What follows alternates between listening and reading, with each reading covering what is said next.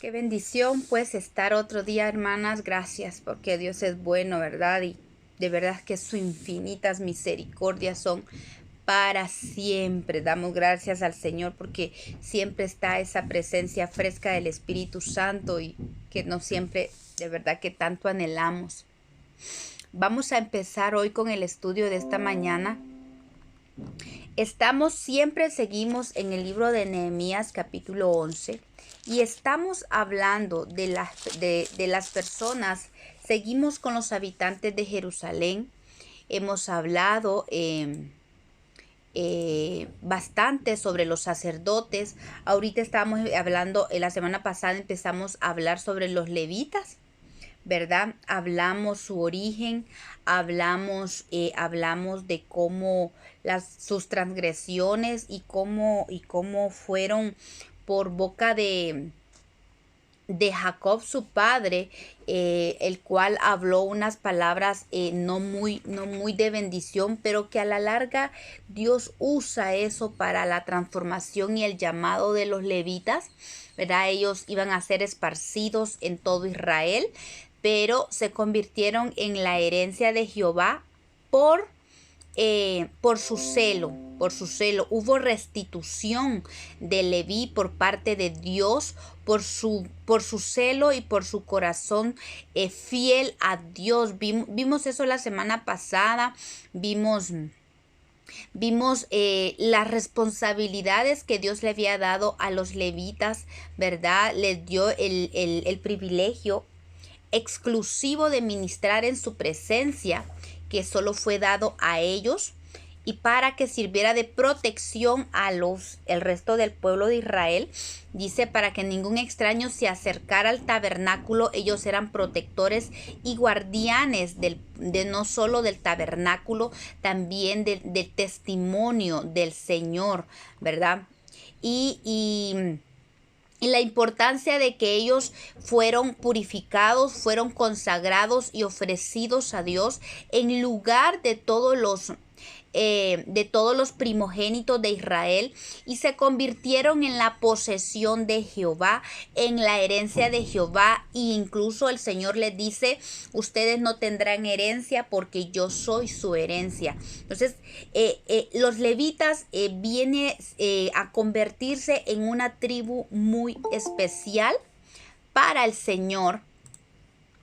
Y gloria a Dios por eso, porque es tan simbólico, tan figurativo para nosotros, porque los levitas, ninguna tribu podía estar en el templo, en el tabernáculo de Dios, solamente los levitas, y de entre los levitas, pues los sacerdotes. Y es interesante ver cómo el Señor empieza a detallar los que van a estar ministrando en su templo, y empieza desde, como les decía la vez pasada, el Señor empieza a describir desde los que empiezan en el lugar santísimo, lugar santo, el atrio, y él termina, o sea, empezó con los sacerdotes, que ya vimos sobre los sacerdotes. Sigue con los levitas, sigue con los guardianes, con los porteros, y termina con los servidores, los sirvientes del templo. El Señor siempre va de adentro hacia afuera, y eso es simbólico porque nos habla de la obra que Dios hace en nuestra vida. Él trabaja desde adentro hacia afuera, y los levitas, como la tribu especial, se convirtió en la tribu representativa del pueblo de Israel. Recordemos que el Señor le dijo a Israel que era su especial tesoro, que Israel era su heredad. Ese era el deseo del Señor, que fuera un pueblo de sacerdotes, ¿verdad? Pero el pueblo no quiso tener esa relación con el Señor, y el Señor, viendo eso, viendo que la tribu de Leví se vio un celo por el Señor, vino el Señor y de entre Israel toma a los levitas. Y eso nos habla a nosotros de una forma muy especial, sabiendo y entendiendo que como que la iglesia de Cristo representa a ese grupo levita, ¿verdad? Los levitas, los que habitan en el templo, o los que están en la morada de Dios, en el tabernáculo de Dios. ¿Quién habitará en tu tabernáculo?, dijo David, ¿verdad? Y aquí estamos viendo que todos son levitas. Los levitas son la herencia de Dios. Entonces yo creo que todos deberíamos desear ser levitas, ¿verdad? Ser como los levitas, ser ofrecidos al Señor, ser consagrados a Dios. Creo que los levitas representan a la iglesia de Cristo. La iglesia de Cristo como un todo representa a los levitas. Claro está, dentro de los levitas hay un grupo más selecto, ¿verdad?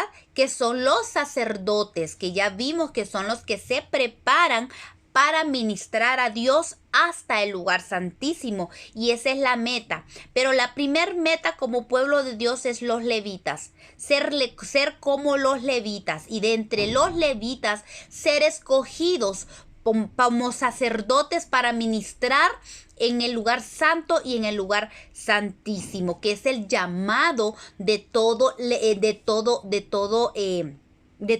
hijo de Dios, ¿verdad? Ministrar al Señor y tomar ese llamado para ser sacerdotes. Aunque para el pueblo de Israel, pues solo fueron llamados los levitas, y de entre los levitas, la tribu de Coat, que de donde viene Moisés y Aarón, que es el sumo sacerdote, y de allí el linaje de sumos sacerdotes, y de entre los hijo de Aarón, vemos a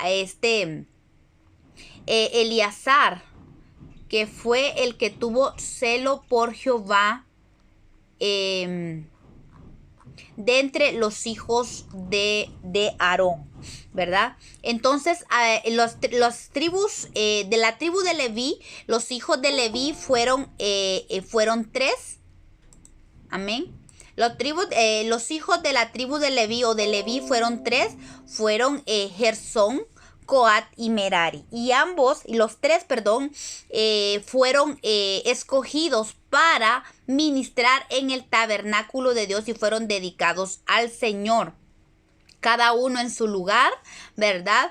Y de los coatitas venían los sumos sacerdotes. Todo el linaje de Aarón venía de la tribu de Coat, si no estoy mal. Amén. Ok, entonces vemos uno de los papeles más importantes de los levitas eran los encargados de enseñar la palabra de Dios. La semana pasada vimos la historia de un levita ambicioso, ¿verdad? Esa historia la vimos en Jueces capítulo 17 y 18. Un levita ambicioso que no fue fiel a Dios, que no fue celoso de Dios, ¿verdad? Sino que él buscó una riqueza terrenal en buscar la riqueza de la bendición celestial, la herencia de Dios. Él quiso tener herencia acá, riqueza acá. Y vemos cómo en lugar de advertir a este hombre Micaías sobre el error y la idolatría en la que estaba, él lo que hizo fue adaptarse a Micaías y tomar su idolatría y ser su sacerdote por amor al dinero.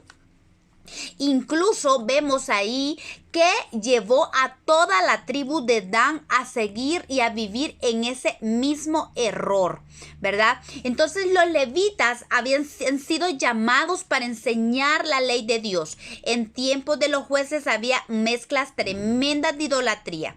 Y esto nos enseña algo. La santidad no es algo que se pueda negociar, ¿verdad?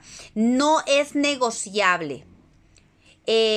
Todo levita, toda la vida de los levitas debe estar rodeado de santidad. Los levitas nos enseñan no solo el hecho de haber sido sujetados o adheridos a Dios, como su nombre su nombre significa, sino también que esa sujeción debe ser permanente y habla de formar parte de aquel que lo sujetó en su naturaleza. Hemos sido sujetados a Dios, hemos sido injertados a Dios y tenemos que adaptar su naturaleza y tenemos que ser como adornos para Dios, adheridos a su santidad. Y hoy quería hablarles para empezar este estudio, quería hablarles de otra historia de otro levita. Eso lo seguimos viendo en el libro de Jueces en el capítulo 19 al 21, 20 y 21. Es una historia, bueno, no la vamos a leer, pero ustedes lo pueden leer en casa. Yo sé que muchos, la mayoría, si estoy mal, o es que todos, ¿verdad? Ya saben la historia, es una historia muy tremenda. Habla de otro levita, un levita que tenía una concubina. Esa concubina dice que se le fue a casa de su padre y él se fue detrás de ella a buscarla, a traerla para él otra vez. Y dice la palabra de Dios que hubieron varios acontecimientos rodeando el viaje de este levita. Y dice también la historia de que él fue detenido por muchas situaciones. El papá de la muchacha lo detenía. Dice que esta concubina le fue infiel a él y se fue de la casa. Pero él la perdona. Miren qué figura más linda. Él la perdona y se va a traerla. Porque dice que él la amaba. Él se fue para traerla y tomó un criado y se fue. El papá de ella lo retiene varios días, que no lo quería dejar salir. De plano, él no quería que su hija se fuera, tal vez. Y hay una serie de situaciones que llevan a que este hombre llega a la plaza de la tierra de Benjamín. Y dice la palabra de Dios que ninguno de ellos, él se quedó en la plaza, pero nadie le dio alojamiento. Y era una ley que los levitas tenían que encontrar alojamiento en cualquier tribu. Si alguien del pueblo encontraba a un levita, tenía que ofrecerle su casa. Era parte de la ley de Dios. Y dice la palabra de Dios que los benjamitas, ninguno le ofreció dónde quedarse. Solo un forastero dice que lo encontró y él sí se lo llevó a su casa. Y esto fue en Gabá, que es Benjamín, dice. Dice que él se lo llevó a su casa. Parece ser que los benjamitas se habían perturbado y se habían trastornado con las costumbres paganas de ese pueblo, que dice que estos hombres benjamitas llegaron a casa de este hombre que les estaba dando alojamiento al levita y querían que le sacara al levita a su casa. No sé, es una historia es una situación que se repite en varias historias, así como en tiempos de Lot, ¿verdad? Que los de Sodoma y Gomorra querían a los ángeles, imagínense, que sacaran a sus visitantes porque los querían conocer. De la misma manera, estos hombres malvados de Benjamín, porque era un grupo malvado de Benjamín, porque no era toda la tribu, pero fue un grupo malvado con costumbres ya adheridas, paganas y hasta homosexuales, que querían que le sacara el levita. Este hombre que les había dado alojamiento viene y les dice: ¿saben qué? No, yo no voy a permitir que ustedes hagan tal maldad con este siervo de Dios. Y él viene y les ofrece su hija virgen. Y también les ofrece la concubina de levita, que hicieran con ella lo que quisieran, mas no le hicieran daño al hombre de Dios, al levita. Y entonces dice la palabra de Dios que vino levita y sacó a su concubina. Mas el hombre no sacó a la hija, pero sí el levita sacó a la concubina. Y dice la palabra de Dios que esos hombres malvados violaron a la mujer toda la noche, al grado de que la mataron. A la mañana siguiente dice la palabra que el levita tomó a su mujer, tomó a la concubina, que ya no respondió porque estaba muerta, de la noche tan excesiva de violencia que ella había sufrido toda la noche con estos hombres malvados. Y dice la palabra de Dios que este levita llegó a su casa, agarró el cuerpo de su mujer y la cortó en 12 pedazos. Y dice que él distribuyó cada pedazo, un pedazo para cada tribu. Es una historia espeluznante. A mí en realidad se me paran los pelos de saber de lo que había hecho el levita. Y yo siempre me preguntaba, Señor, ¿por qué el levita hizo semejante cosa? O sea, no es que el levita era un hombre torcido, todo lo contrario. Este hombre, como levita de Dios, no podía permitir hacer caso omiso de lo que había pasado en esta situación. Es una historia de verdad aterradora, pero él tenía que exponer el pecado de la tribu de Benjamín. Y él mandó un pedazo a cada tribu. Y dice la palabra de Dios que se convocaron los principales de todas las tribus y llamaron a levita, y el levita les contó todo lo que había pasado. Y entonces decidieron, dice la palabra de Dios, como todo Israel, como un solo pueblo, ir en contra de sus hermanos, los de Benjamín. Fueron a los de Benjamín, a los principales, y les dijeron que ellos querían al grupo de hombres malvados que habían hecho semejante maldad. Entonces, pero dice la palabra que los benjamitas no quisieron dar a ese grupo de hombres malvados. Se rehusaron a darlos. Miren qué tremendo.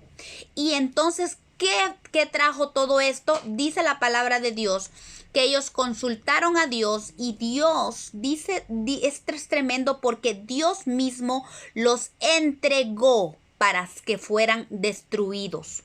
Ahí lo vemos en Jueces 20:28, eso dice, Jehová los entregó. Dice, y Jehová dijo, subid porque mañana yo os entregaré.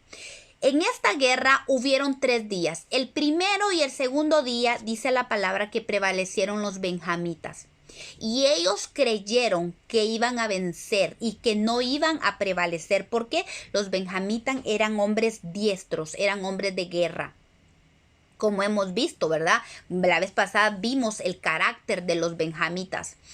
Pero la palabra de Dios dijo, ya habló el Señor y dijo, este tercer día yo hoy lo voy a entregar. Y dice la palabra así textualmente, y Jehová los derrotó delante de Israel. Eso ya lo vemos en el capítulo 20:35. De manera que fue destruida. Todas las ciudades de Benjamín fueron quemadas a fuego. Y estamos hablando que mataron mujeres, mataron niños, mataron ancianos, mataron todo. Y solo quedaron unos pocos hombres de Benjamín.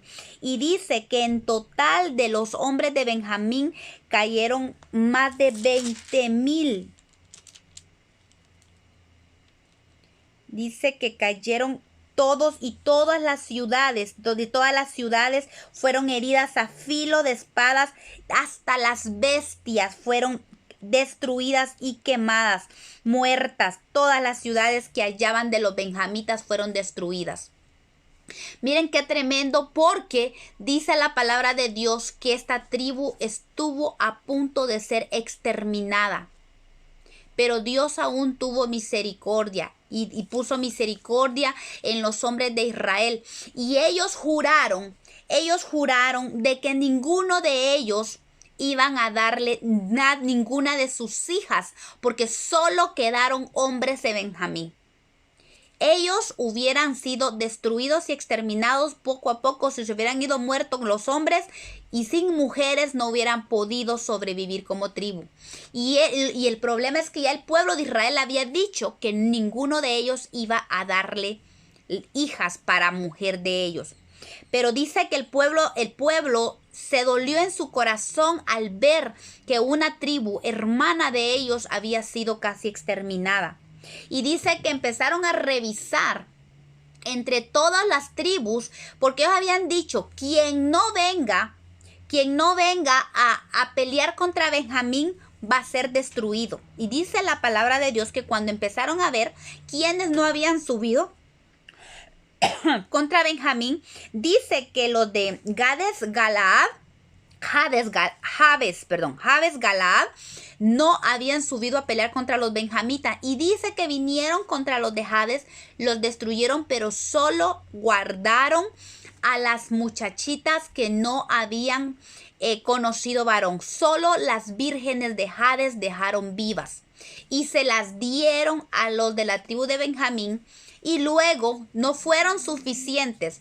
Al fin que les dieron estrategias de manera de que en la fiesta que hacían en Silo, les dieron estrategia para que se robaran a las doncellas. Al fin que ellos consiguieron sus mujeres al fin, de manera de que no fue destruida. Pero ¿qué enseñanza sacamos de esto?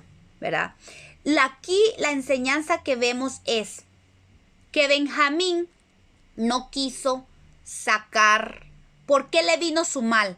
Porque no quiso sacar la parte, el grupo de maldad que había dentro de Benjamín, no lo quisieron dar.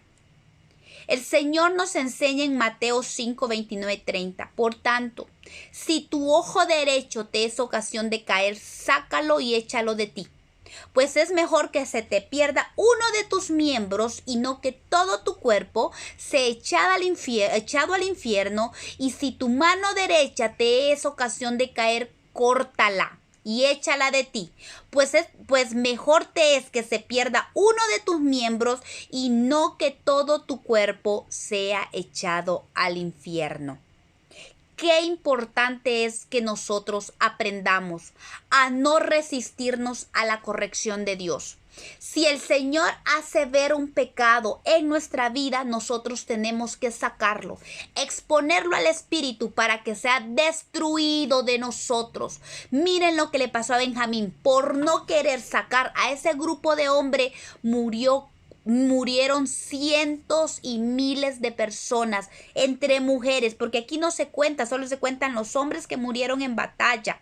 No se cuentan los ancianos, no se cuentan las mujeres, no se cuentan los niños. Imagínense la cantidad de personas, aún las bestias perdieron hasta sus posesiones, las perdieron. ¿Por qué? Por no querer sacar la parte mala, los hombres malos de en medio de ellos. Y es que es necesario que se levantara un levita para evidenciar, para limpiar, para purificar, porque esa es la labor de todo levita: exponer al pecado, enseñar la palabra, enseñar de tal manera de que la gente sepa identificar el mal de sus propias vidas y puedan exponer, que su vida pueda exponerse a la luz de la palabra de Dios, porque la palabra de Dios, dice Santiago, que es el espejo en lo que nosotros nos vemos, y allí podemos ver nuestra condición para exponernos al Espíritu, para que Él saque de nosotros la suciedad, la podredumbre, eso que hace que nosotros no agrademos a Dios. Es necesario, no esperemos, como dijo el Señor, que vayamos, que porque no queremos sacar la parte mala de nosotros, todo nuestro cuerpo o toda nuestra vida vaya a ser condenada y sea echada al infierno. El Señor lo hace de una forma figurativa. Si tu ojo derecho te es ocasión de caer, si tu mano te provoca caer, si tu mano te es mala, por decir así.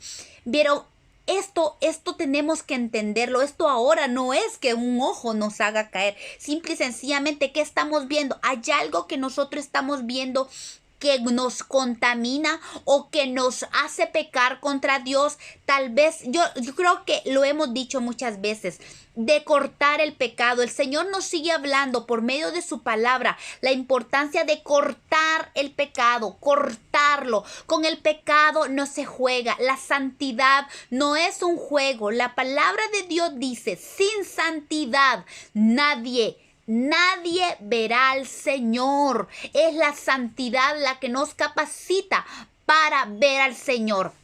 Pero la santidad depende de cuánto nosotros sacamos lo malo de nosotros, que nosotros nos exponemos al Espíritu Santo para que nos limpie. Estos hombres benjamitas tenían que haber expuesto a este grupo de hombres malvados que habían hecho semejante maldad y entregarlos para que fueran muertos, para que fueran condenados, y no exponer toda la tribu como lo hicieron. Nunca pensaron de que iban a ser exterminados. Nunca se imaginaron de que Dios los iba a entregar, porque Dios mismo estuvo en contra. Dios estaba dolido y Dios estaba molesto por lo que estos hombres habían hecho, porque eran hombres perversos. Y entonces Dios mismo los entrega. Miren qué tremendo. Cuando ellos como tribu no entregan a estos hombres malvados, Dios los entrega completos. Como la tribu completa, Dios la entrega para ser destruido. Y esto a mí me impactó, porque dije yo, wow, Señor, qué tremendo. ¿Qué pasa si nosotros como hijos de Dios no sacamos? El Señor viene delante de nosotros y nos dice, saca esta maldad, saca esto que te está dañando, saca esto que a mí no me agrada, saca esto que detiene el fluir de mi espíritu en tu vida. Pero ¿qué pasa si nosotros nos hacemos de la vista gorda, o que nosotros nos hacemos de oídos sordos a lo que el Espíritu nos está haciendo? Miren lo que pasó con esta tribu.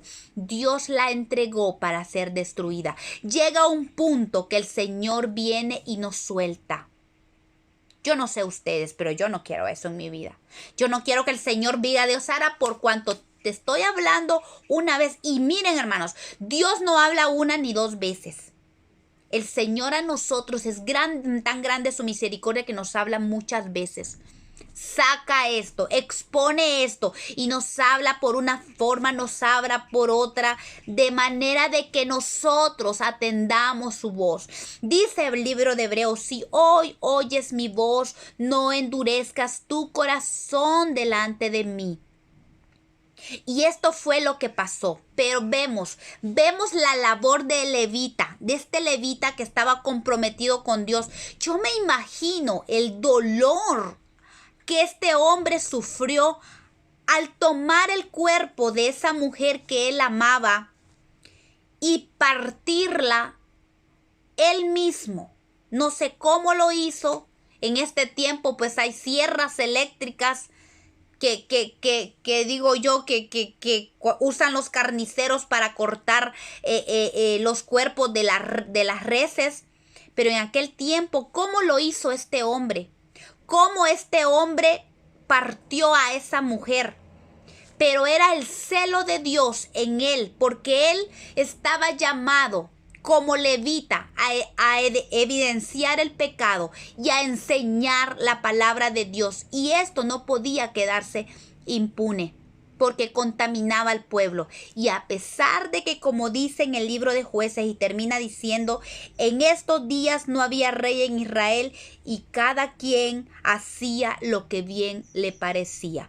Pero aún en medio de este tiempo habían levitas como este hombre, con celo de Jehová y con el propósito, con su identidad firme, de a pesar de que le dolió en su corazón haber partido esta mujer en pedazos, lo hizo por su fidelidad a Dios y por su amor a Israel, al mismo pueblo de Israel. Entonces me impacta el ver el hecho de que dentro de la tribu de Leví dentro de los levitas, vimos el ejemplo anterior de aquel levita perverso, de aquel levita que fue detrás de su propio deseo, de su propio corazón, de las intenciones de su corazón, por querer enriquecerse en esta tierra. También vemos este ejemplo, a pesar de que en ese tiempo de los jueces, que cada quien hacía lo que bien le parecía,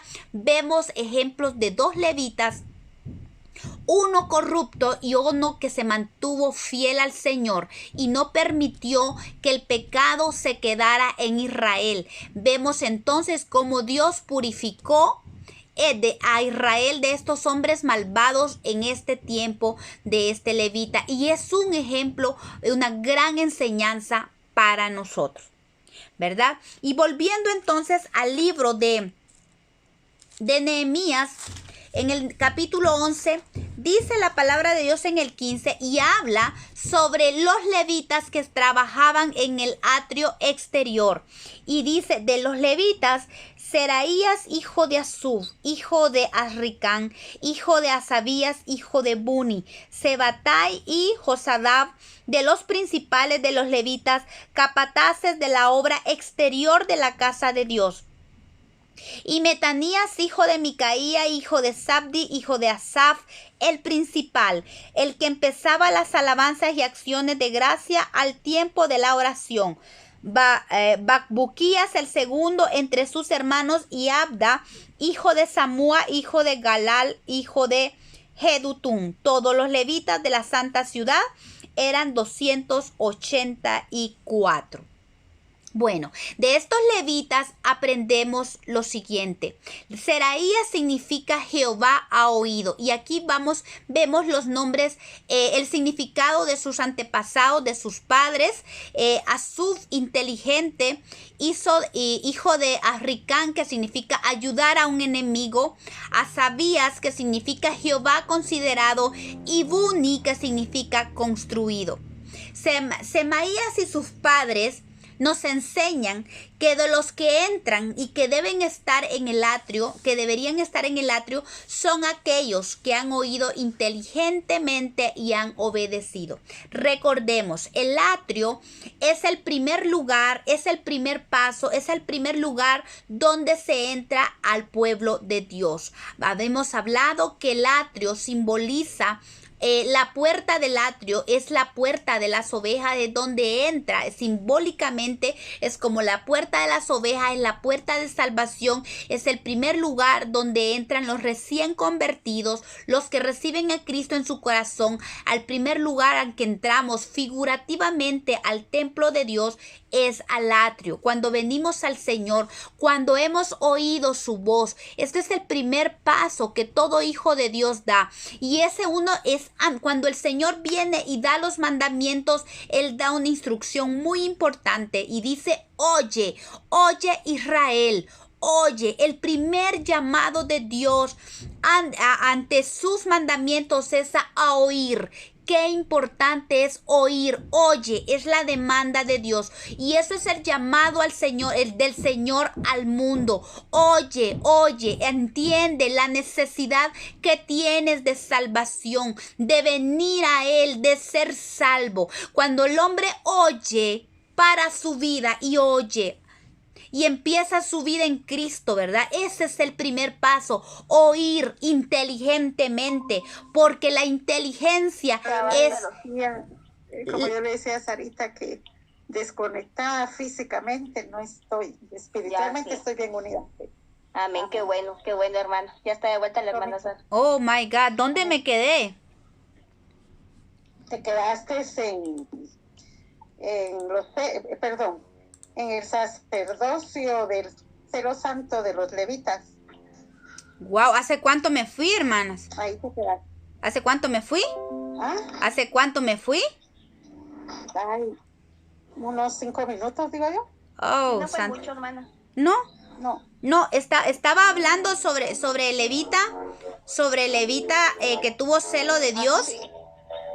Ok. Estoy hablando pues... Celo del sacerdocio. sí, del celo del sacerdocio, de este levita, del celo de Dios que tuvo este levita, le decía, no sé si escucharon, que les decía que a pesar de que él tuvo, ¿se imaginan este tremendo sacrificio que él hizo al cortar a su concubina? Fue un acto duro para él, me imagino. Y la dificultad, les decía yo, que en este tiempo pues hay sierras eléctricas, hay sierras así, no sé en aquel tiempo cómo lo hizo, pero ese hombre amaba a esa mujer al grado de que le había sido infiel y él fue a traerla a donde su papá.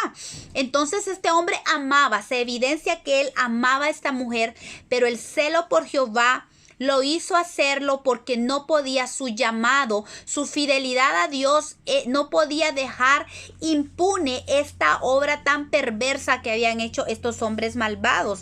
Y les hablaba de la importancia de que nosotros saquemos de nuestro corazón, ¿verdad? Atendamos la voz de la palabra de Dios, ¿verdad? Que se nos habla una y otra vez por medio de muchos siervos de Dios.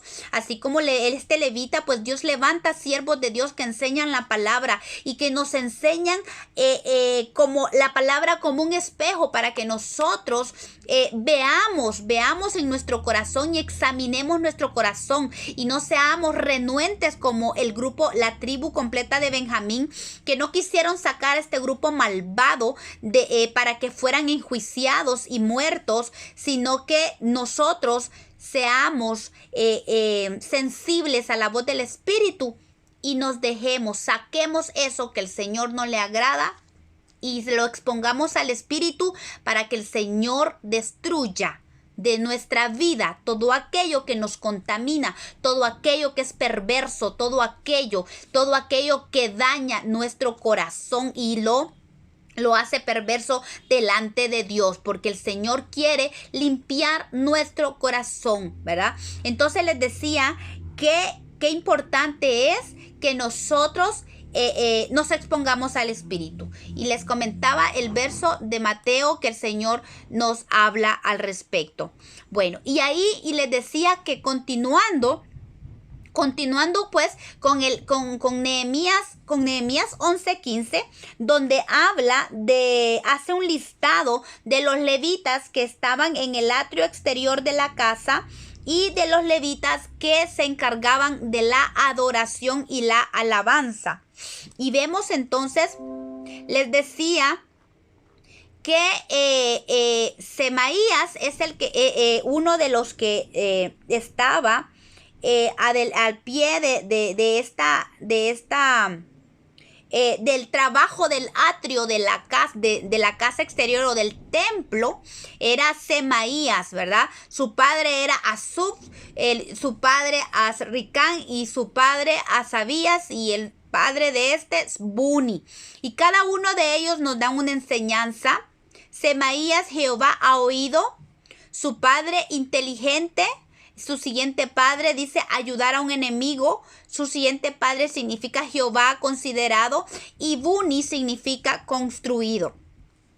Les hablaba entonces que Semaías, este levita, que trabajaba en la casa exterior, en la parte exterior de la casa de Dios, y sus padres nos enseñan de la importancia de los que entran, ¿verdad? De los que entran y están en el atrio de la casa de Dios. Aquellos que han oído inteligentemente y han oído. Porque la primera demanda de Dios para su pueblo es oír, ¿verdad? Ahí en Deuteronomio el Señor nos recuerda, en Deuteronomio 6:4 dice, oye Israel. Antes de darle los mandamientos, el Señor demanda atención, oye.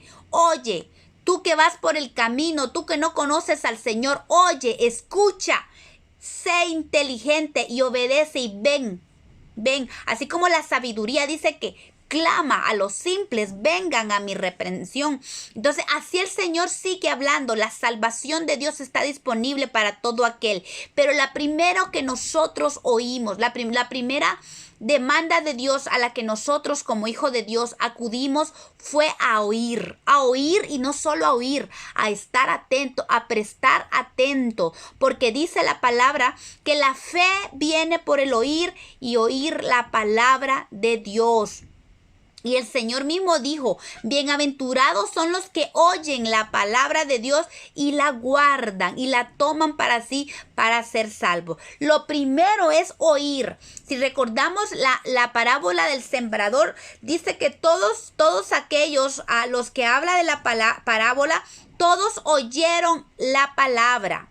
Pero no a todos les sirvió, porque no solo se trata de oír, se trata de prestar oído, pero inteligentemente, para guardar la palabra, para obedecerla. Y eso es lo que el Señor hizo en nosotros, nos permitió oír inteligentemente la palabra para buscar la salvación. No que nosotros,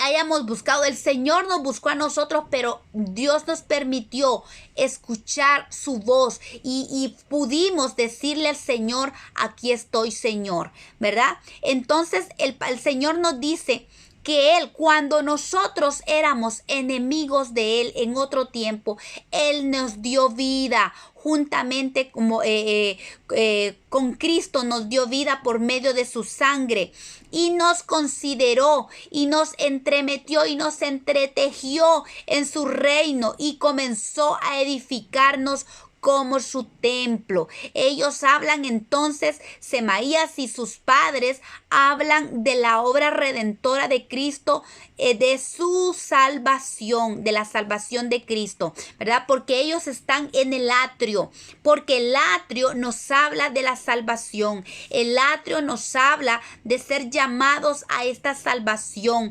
¿verdad? Es el primer paso para encaminarnos a llegar a ser escogidos y luego ser llegados a ser fieles por la gracia y misericordia de Dios y la ayuda del Espíritu Santo. Y dice el otro, Sabetai, que significa descansado, y Josadav, conferido, dice, o haber dado o dotado de Jehová. Estos eran de los principales de los levitas que eran capataces de la obra exterior de la casa.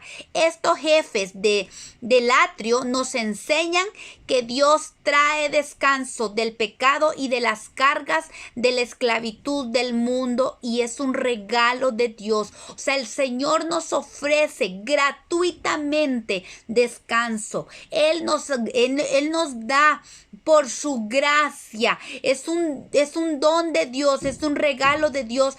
Trae descanso de la carga del mundo, de la carga del pecado. El Señor habla en Mateo 11:28. Venid a mí todos los que estáis trabajados y cargados, que yo os haré descansar. Entonces los levitas del atrio nos enseñan la obra que se empieza a hacer para el Señor y su obra que Él hace en nosotros.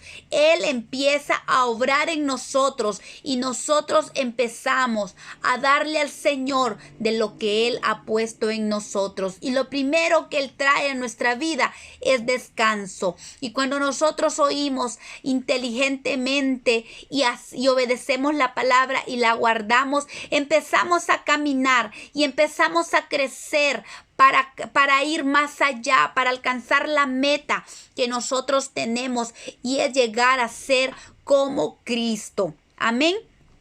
Estos levitas entonces del capítulo verso 15 y del 16 nos hablan de la obra de la casa, de la obra exterior en la casa de Dios, su obra, que es esa obra redentora, obra que trae descanso y empieza a limpieza. Recordemos que en el atrio era donde se quemaba el sacrificio. Ahí es donde se quedan los pecados. La obra redentora de Cristo se hace allí en el atrio, ¿verdad? Es un recordatorio nada más.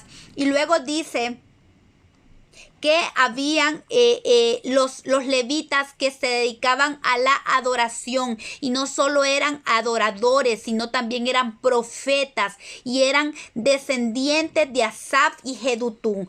Estos dos hombres fueron dos hombres extraordinarios que vivieron en el tiempo del rey David.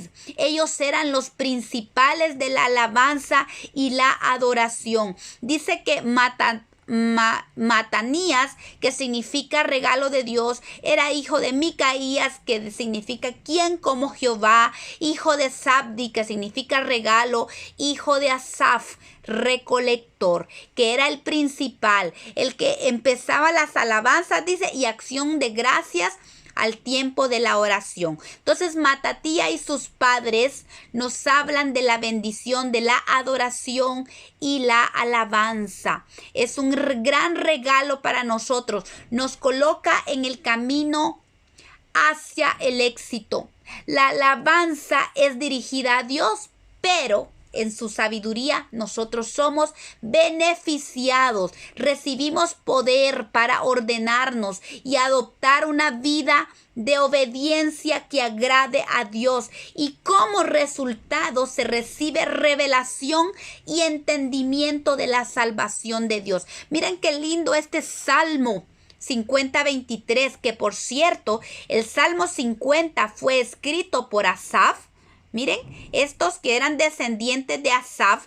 Este salmo dice: el que sacrifica alabanza me honrará, y al que ordenare su camino le mostraré la salvación de Dios. Entonces este salmo nos habla del lazo que hay, de la relación que hay entre la alabanza y cómo Dios en medio de la alabanza puede ordenar nuestros pasos. Y cuando ordenamos nuestros caminos, Él nos muestra su salvación. Es un camino excelente. Por eso la alabanza, la adoración es un camino sobrenatural. Muchas veces no entendemos, y algo que decía mi hermana ahorita hoy en la mañana: sin adoración, sin ministrar al Señor, es entrar en seco. Te necesitamos. La adoración es lo principal delante de Dios. Este Asaf fue un hombre adorador. Incluso él escribió 12 de los salmos que encontramos. Él escribió el Salmo 50 y escribió desde el Salmo 73 hasta el Salmo 83. Estos fueron salmos de Asaf. Fue un hombre que recibió una revelación extraordinaria de Dios. Les invito a que lean estos salmos desde el 73 al 83 y el Salmo 50.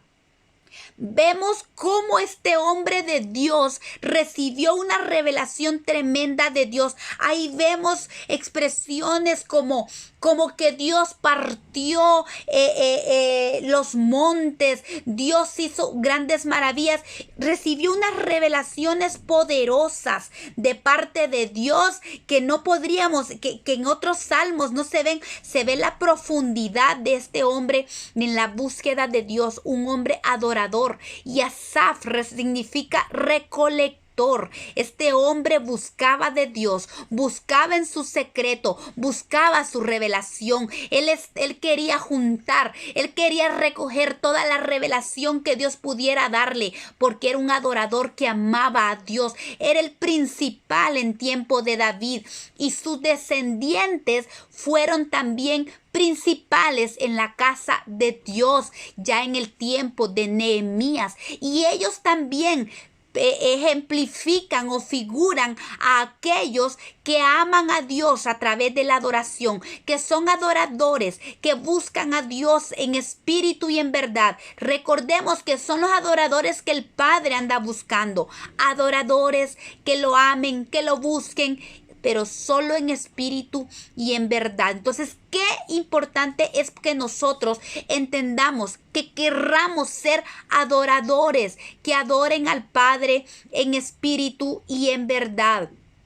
Miren lo que dice este Salmo 73, 25 a 26, que es un salmo que, para que es como un ejemplo de lo que yo les digo de la revelación que recibió este hombre. Dice, ¿a quién tengo yo en los cielos sino a ti? Y si fuera de ti, nada deseo en la tierra.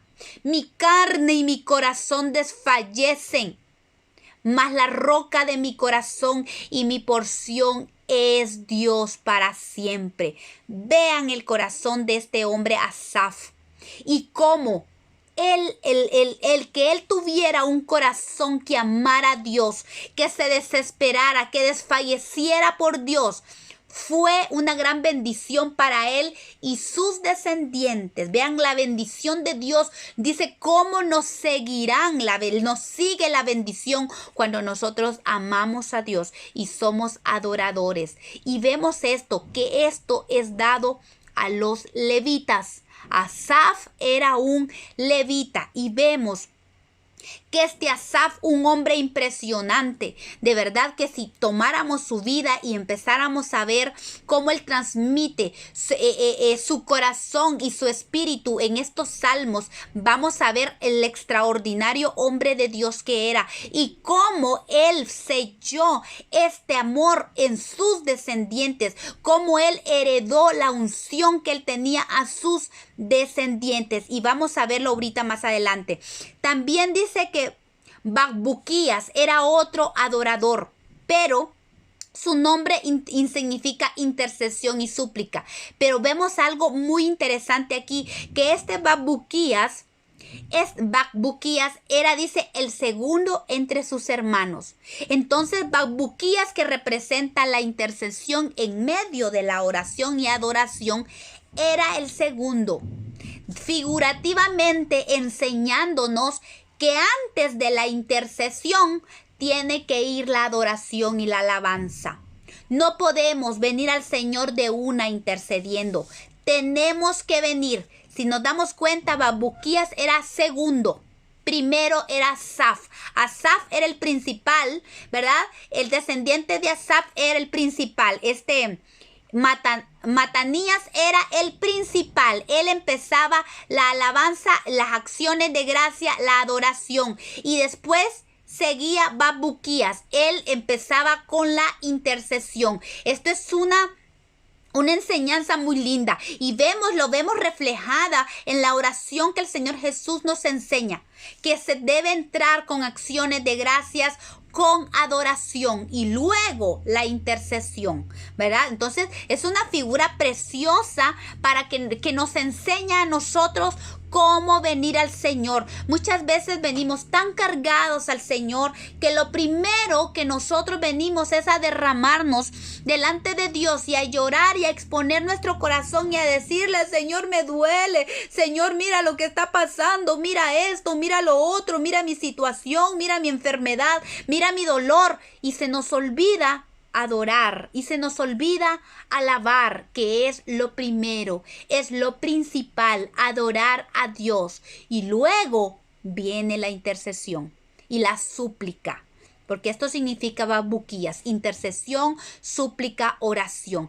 Qué lección más hermosa lo que nos enseña ¿verdad? Y dice Yabda, que significa obra, trabajo, hijo de Samúa, que significa renombrado, hijo de Galal, grande, hijo de Jedutún, que significa reverenciar, adorar. Recordemos que Jedutún, juntamente con Asaf y Enam, eran los levitas adoradores en tiempo de David, como les dije, pero solo los descendientes de Asaf y los descendientes de Jedutún fueron los que fueron seleccionados para obrar, para trabajar, para servir, para ministrar en la casa de Dios. Abda también nos sigue mostrando que adorar a Dios es el camino más excelente en nuestra vida, que ahí es donde el trabajo del Espíritu se manifiesta. Somos renombrados y somos hechos grandes en su presencia, cuando nosotros anhelamos su presencia, más que exponernos al Señor, más que poner nuestra súplica al Señor. Antes de exponer nuestra súplica al Señor, tenemos que, está bien Nancy, Dios te bendiga. Tenemos que aprender a ser adoradores. Es en la adoración, es en la presencia de Dios donde somos transformados. Es en la presencia de Dios donde el Señor nos limpia. Es cuando Él obra en nuestro corazón. Es cuando nosotros nos exponemos al Espíritu. En la adoración nuestro corazón, nuestro espíritu se conecta al Espíritu de Dios. Y ahí es donde entramos en esa intimidad tan preciosa, donde somos renombrados. Él nos cambia el nombre en la adoración. Él nos hace suyos en la adoración. Él nos hace grandes. Él nos da autoridad. Él nos da poder. Él nos da la grandeza para poder crecer, para ser limpiados, para crecer, para tener ese crecimiento. No solamente eso, en su presencia hay sabiduría, en su presencia hay inteligencia, en su presencia, en su intimidad hay relación. Por eso pero hay esa relación que nos lleva a la revelación de Dios, que tanto lo necesitamos. Pues dice el Salmo 5:7, mas yo por la abundancia de tu misericordia entraré en tu casa, adoraré hacia tu santo templo, en tu temor. Dice el Salmo 16:11, me mostrarás la senda de la vida, en tu presencia hay plenitud de gozo, delicias a tu diestra para siempre. Miren, hermanos, aunque nosotros no vengamos a exponerle nuestra vida o nuestro dolor al Señor, con solo que adoremos al Señor, miren, el Señor ya sabe. Dice la palabra de Dios que ni siquiera nosotros ha subido nuestra palabra o no ha salido a nuestra boca cuando Él ya sabe nuestra necesidad. Él la conoce, pero Él quiere que vengamos a buscarlo, a adorarlo, a exponer nuestra vida delante de Dios. ¿Para qué? Para que Él nos dé gozo. Porque en su presencia hay plenitud de gozo. Y el gozo del Señor es nuestra fuerza. Si alguien está debilitado, si está enfermo, si está con dolor, el gozo del Señor fortalece, trae fortaleza a nuestro hueso, a nuestro espíritu, a nuestro corazón. Hay delicias a su diestra en su presencia. A mí me emociona tanto esto porque he estado experimentando esto del Señor. Qué bello es la presencia de Dios y buscarla, anhelarla, desearla, desesperarnos por su presencia. Qué maravilloso es antes de exponer nuestras necesidades, antes de exponer. Nosotros tenemos que ser adoradores. Adoradores está buscando el Padre, porque la adoración es el arma maravillosa que Dios usa aún para la guerra espiritual, la adoración, la alabanza. En Primera de Crónicas nos hace énfasis de los que estaban de Asaf, de Jedutún y de Amán, que eran los que trabajaban con David. Pero vamos a ver, ya para terminar, quiero que nosotros veamos el poder que existe en la adoración, el poder que desata, el poder de Dios que desata la alabanza, la adoración contra el enemigo, contra la guerra espiritual. Es que el enemigo se levanta contra nosotros. Miren, hermanas, hermanos, una vez que nosotros estamos en la búsqueda de Dios, créame, hay bendición, hay adoración, hay excelencia, hay ministración de parte de Dios, hay limpieza, hay bendición. Pero también tenemos que estar claros que el enemigo de nuestra vida, los enemigos de nuestra herencia se levantan. Y ahora son enemigos espirituales que se levantan en contra de nosotros. Aquellos que buscamos al Señor, aquellos que lo amamos, aquellos que buscamos su presencia.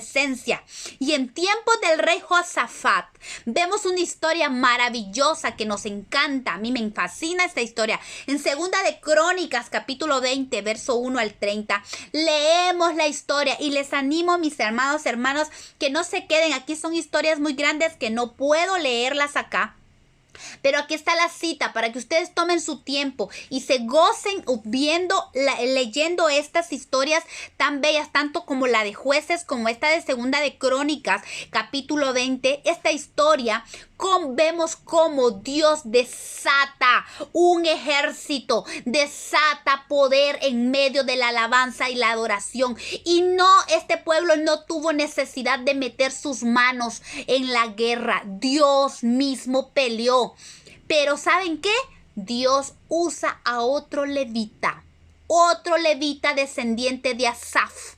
Miren qué linda esta historia. Dice que se levantaron los enemigos de nuestra herencia, los moabitas. Ya hemos hablado sobre los moabitas y los amonitas. Son enemigos de la herencia nuestra. Son enemigos que van en contra de la herencia que Dios nos ha dado y quieren arrebatarnos nuestra herencia. Y dice que ellos se pusieron en orden de batalla y ellos se colocaron en Hazezón Tamar, dice, que significa partir al recto. Fíjense esto.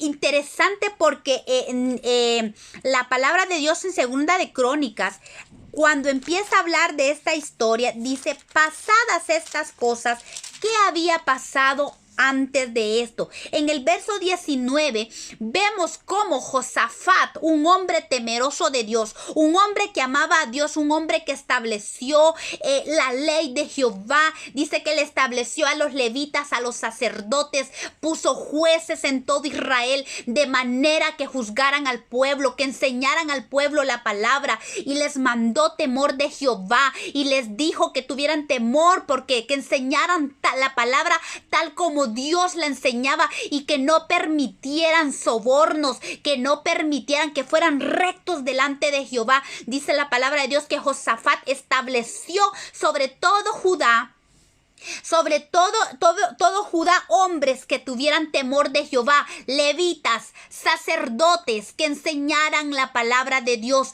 Y dice que pasadas estas cosas, entonces se levantan los enemigos. Cuando nosotros nos levantamos en el orden de Dios, en el temor de Dios, téngalo por seguro que se levantan los enemigos. Pero para gloria del nombre de nuestro Señor, Él levanta bandera, Él pelea nuestras batallas. Y miren, ellos, los moabitas y los amonitas, se establecieron en Hazezón Tamar, que significan partir al hombre recto. Ellos querían destruir a Josafat, este hombre recto que se había levantado delante de Dios. Claramente ellos evidenciaron sus intenciones, que era destruir al hombre de Dios. Pero Dios levanta a un levita llamado Jaasiel, que significa Jehová ha complacido, contemplar, complacer. Jehová estaba tan complacido con lo que Josafat estaba haciendo en medio de su pueblo, que él levanta a este levita, que significa eso precisamente, que Dios estaba complacido. Y levanta a este hombre a profetizar. ¿Por qué? ¿Cuándo se levanta este levita? Cuando Josafat entiende que él por sus propias fuerzas no podía ser librado de este gran ejército que se había levantado. Y dice la palabra de Dios que Josafat y todo el pueblo se humillaron delante de Dios. Y no solo se humillaron, dice que hicieron ayuno. Miren, hermanas, cuando nosotros entendemos la importancia de la oración, la importancia de la humillación delante de Dios, la importancia del ayuno y cómo Dios obra a nuestro favor. Cuando el enemigo se levanta, cuando el enemigo se levanta, no tiene idea, o sí tiene idea, pero lo hace porque él cree que de alguna manera puede librar una batalla en contra de Dios.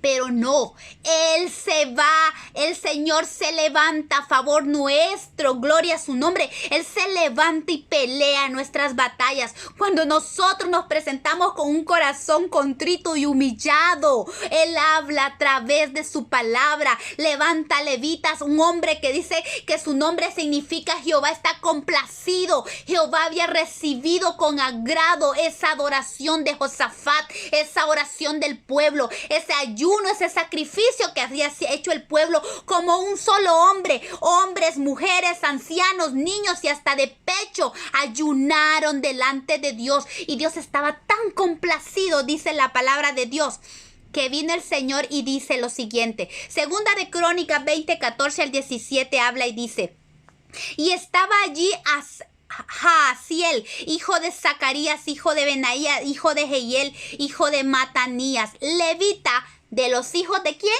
De Asaf. Vean esto, la trascendencia de la herencia de Asaf. Este levita, hijo de los hijos de Asaf, dice, sobre el cual vino el Espíritu de Jehová en medio de la reunión. Porque no solo eran adoradores, eran profetas, hombres que se movía el Espíritu de Jehová en ellos, en medio de la adoración. Y dijo: oíd Judá todo, y vosotros moradores de Jerusalén, y tú, rey Josafat, Jehová os dice así: no temáis, ni os amedrentéis delante de esta multitud tan grande, porque no es vuestra la guerra, sino de Dios. Mañana descenderéis contra ellos. He aquí que ellos subirán por la cuesta de Cis, y los hallaréis junto al arroyo, antes del desierto de Jeruel. No habrá por qué peleéis vosotros en este caso. Paraos y estad quietos, y ved la salvación de Jehová con vosotros, oh Judá y Jerusalén. No temáis, ni desmayéis. Salid mañana contra ellos, porque Jehová estará con vosotros. Y ahí podemos ver la historia tan preciosa. Dice que ellos empezaron, se levantó Josafat y dice que él puso a levitas a levantar alabanza, a levantar adoración al Señor. Y ellos decían, dice que adoraron a Jehová, alabaron a Jehová, y dijo Josafat: creed en Jehová vuestro Dios. Dice, y estaréis seguros, creed a sus profetas y seréis prosperados. Y decían los levitas, adoraban a Dios y decían: glorificad a Jehová, porque su misericordia es para siempre. Mientras ellos adoraban, dice la palabra de Dios, que Dios trajo un espíritu de confusión entre los amonitas y los moabitas, y entre ellos mismos se destruyeron y fueron destruidos. Todos completamente fueron destruidos para gloria del Señor. Ellos no tuvieron que meter las manos. Dios peleó por ellos en medio de la alabanza, en medio de la adoración de su pueblo. Dios hace maravillas. Dios pelea a nuestro favor y no tenemos que meter las manos. Cuando aprendemos a ser levitas, adoradores, que aman la presencia de Dios, que aman la intimidad, que aman la adoración, hermanos, Dios pelea nuestras batallas. No tenemos necesidad, como dijo el levita, de meter las manos, porque Dios pelea por nosotros. ¿Y qué pasa después? A recoger el botín. Y miren qué lindo, no solo Dios les da sus vidas, porque si este ejército hubiera venido contra ellos y Dios no hubiera estado con ellos, hubiera sido destruido Judá, porque Josafat declara, y dice: no, nosotros no vamos a ser capaces de pelear esta batalla. Por eso él se humilla y le dice al Señor: ellos vienen tras nuestra herencia. Hermanos y hermanas, cuando veamos que el enemigo viene detrás de nuestra herencia, humillémonos delante de Dios. Y cuando Dios habla de herencia, habla de lo que Dios nos ha dado, habla de nuestra vida misma, habla de los nuestros, habla de nuestro propósito, habla de nuestro llamado. Cuando el enemigo se levanta a querernos arrebatar nuestra herencia, ¿qué tenemos que hacer? Hacer lo que hizo Josafat, humillarnos, a levantarnos y adorar a Dios y alabar, a buscar a Dios en la intimidad, y vamos a ver la respuesta de Dios porque su palabra lo respalda. Esta palabra es verdad y yo la creo. Y yo sé que usted también la cree. Y para gloria de Dios, Él no solo nos deja nuestra herencia que ya nos dio, no permite que sea arrebatada nuestra herencia, sino que también nos trae bendición. Él desata